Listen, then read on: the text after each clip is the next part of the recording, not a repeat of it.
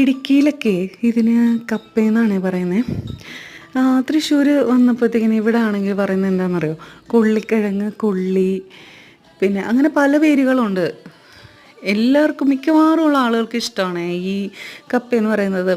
ഇടുക്കിയിലാണ് ഏറ്റവും കൂടുതൽ കപ്പ കൃഷി ചെയ്യുന്നതും. വേറെ പല സ്ഥലങ്ങളിലുണ്ട് കേട്ടോ. നമ്മുടെ അവിടെ പറമ്പുകളിലൊക്കെ എപ്പോഴും കാണും. മിക്കവാറും ഞങ്ങളിത് പറിച്ച് പുഴുങ്ങി കഴിക്കും, അങ്ങനെയൊക്കെ ചെയ്യും.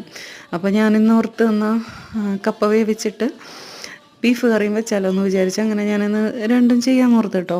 അപ്പോൾ ഇന്ന് കുറച്ച് ജോലിയൊക്കെ ഉണ്ടായിരുന്നല്ലോ. ഇന്ന് സാധാരണ സൺഡേ ആകുമ്പോൾ വീട്ടിൽ കുറേ ജോലികൾ കൂടുതൽ വരുമല്ലോ.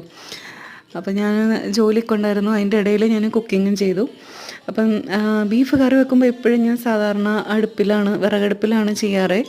ഇന്ന് സമയം തീരെ ഇല്ലാഞ്ഞതുകൊണ്ട് ഞാനെന്നാൽ കുക്കറിൽ വെക്കാമെന്ന് വെച്ചു. ഞാൻ കുക്കറിൽ വെക്കുന്നതിനോട് വലിയ യോജിപ്പില്ല. എനിക്കിഷ്ടം അടുപ്പിൽ തന്നെ വെക്കാൻ. വിറകടുപ്പിലാകുമ്പോൾ നല്ല ടേസ്റ്റായിട്ട് കുറേ നേരം കുക്ക് ചെയ്തിട്ട് നല്ല ടേസ്റ്റായിട്ട് കിട്ടും. അങ്ങനെ ഇന്ന് ബീഫ് കറിയൊക്കെ വെച്ച് പിന്നെ കുറച്ചെടുത്ത് ഈ കറി വെച്ചതെന്ന് തന്നെ കുറച്ചെടുത്ത് റോസ്റ്റ് ചെയ്തു. വെളിച്ചെണ്ണയും കുരുമുളക് പൊടിയൊക്കെ ഇട്ടിട്ട് നല്ല റോസ്റ്റ് ചെയ്തെടുത്തു. സംഭവം അടിപൊളിയായിരുന്നു കേട്ടോ.